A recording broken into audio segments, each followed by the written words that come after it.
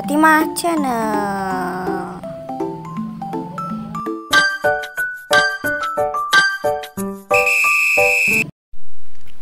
Pada video kali ini kita akan membahas materi persiapan pada mata kuliah kalkulus diferensial. Nah, untuk subbabnya itu ada bilangan real dan estimasi dan logika. Nah, jadi pada video ini saya akan menjelaskan tentang bilangan real, estimasi, dan logika. Bilangan real adalah himpunan semua bilangan yang dapat direpresentasikan di garis bilangan, termasuk bilangan rasional seperti pecahan dan bilangan bulat, serta bilangan irasional seperti pi dan akar 2, kecuali bilangan imajiner akar -1 yang bukan bagian dari bilangan real. Jadi bilangan real itu adalah himpunan semua bilangan yang berisi bilangan rasional. Bilangan rasional itu sudah termasuk pecahan dan bilangan bulat, serta bilangan irasional seperti pi dan akar 2. Nah, ini di sini ada bilangan imajiner akar -1. Ini bukan bilangan real, bukan bagian dari bilangan real. Jadi akar -1 itu dan bilangan-bilangan imajiner yang lain itu tidak masuk pada pembahasan kita. Selanjutnya ada bilangan bulat dan bilangan rasional. Adalah bilangan paling sederhana di antara semuanya adalah bilangan asli atau natural number. Contohnya itu ada 1, 2, 3, 4, 5, dan seterusnya. Jika kita menyertakan negatif dari bilangan asli dan 0, kita memperoleh bilangan bulat atau integer, yaitu contohnya -1, 0, 1, dan seterusnya. Selanjutnya, sistem bilangan real masih bisa diperluas menjadi bilangan kompleks. Jadi, di atasnya bilangan real itu ada bilangan kompleks, guys. Selanjutnya ini ada desimal berulang dan tak berulang. Setiap bilangan rasional dapat dituliskan sebagai desimal karena sesuai definisi, bilangan rasional selalu dapat dinyatakan sebagai hasil bagi dua bilangan bulat. Jika kita membagi pembilangan dengan penyebut, kita memperoleh desimal. Jadi, bilangan rasional itu dapat ditulis sebagai desimal karena sesuai definisi sebelumnya bahwa bilangan rasional itu selalu dapat dinyatakan sebagai hasil bagi dua bilangan jika kita membagi bilangan dengan penyebut dan kita memperoleh desimal. Ini di sini contohnya 1/2 itu sama dengan 0,5. Selanjutnya ada contoh 3/7 itu sama dengan 0,428571 Nah, bentuk desimal bilangan rasional itu memiliki akhir atau bisa juga berulang membentuk siklus teratur yang berlangsung terus-menerus.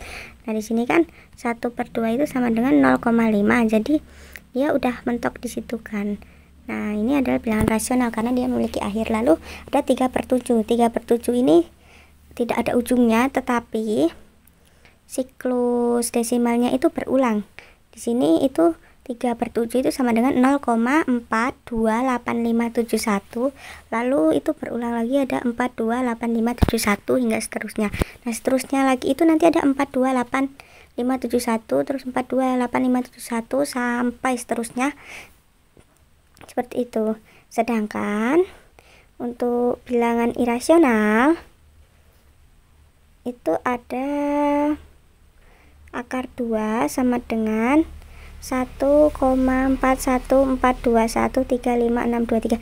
Nah, di sini kan contohnya kalau bilangan irasional itu tidak beraturan, tidak berulang dan tidak memiliki akhir. Ini kan pada akar 2 ini dia tidak memiliki akhir dan juga tidak berulang. Jadi bilangan rasional itu kan tadi yang dia memiliki akhir atau dia berulang, tidak memiliki akhir tapi dia berulang. Nah, kalau bilangan irasional itu tidak memiliki akhir dan tidak berulang, seperti itu. Selanjutnya ada estimasi. Estimasi adalah perkiraan dengan menggunakan akal yang sehat dan dipadukan dengan aproksimasi numerik yang wajar. Contohnya di sini yaitu hitung dalam kurung akar 430 ditambah 72 ditambah akar 3 7,5 tutup kurung dibagi 2,75. Penyelesaiannya kalau dia menggunakan estimasi itu kan perkiraan. Jadi kalau kita memperkirakan itu menjadi akar 20 ditambah 72 ditambah 2 dibagi 3 dan mengatakan bahwa jawaban seharusnya berada sekitar 30 ya kan kalau kita menggunakan estimasi. Jadi ketika menghitung dengan kalkulator memberikan jawaban 93,48 dia curiga dan yang dia hitung adalah ternyata itu dalam kurung akar 430 ditambah 72 ditambah akar 3 7,5 dibagi 2,75. Jadi dia berbeda kan, ini akarnya itu akar kurungnya itu ada di tengah yang belakang, nah ini malah semuanya dikurung, jadi salah perhitungan. Jadi dia menghitung ulang kembali dan dia mendapatkan jawaban yang benar yaitu 34,434. Nah ini kan di sekitar 30-an ya, kayak yang tadi itu kan berada di 93. Wow, banyak sekali ya. Jadi estimasi ini berguna untuk kita memperkirakan hasil dari suatu perhitungan dan kita mengetahui bahwa kita itu seumpamanya ada kesalahan dalam memasukkan angka-angka tersebut ke dalam kalkulator, contohnya seperti itu. Nah, selanjutnya ada logika.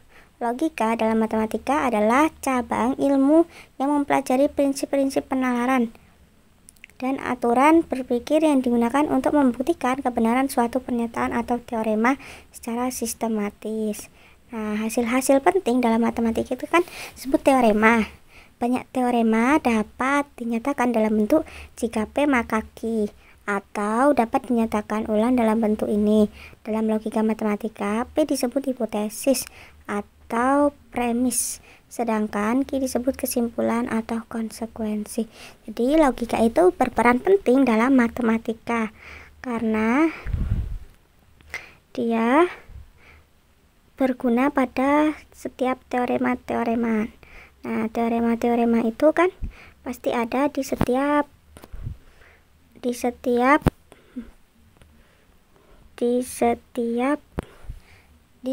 apa ya namanya? Di setiap penjelasan gitu kan. Di setiap penjelasan. Seperti itu. Jadi segitu saja. Terima kasih teman-teman. Dadah. Terima kasih.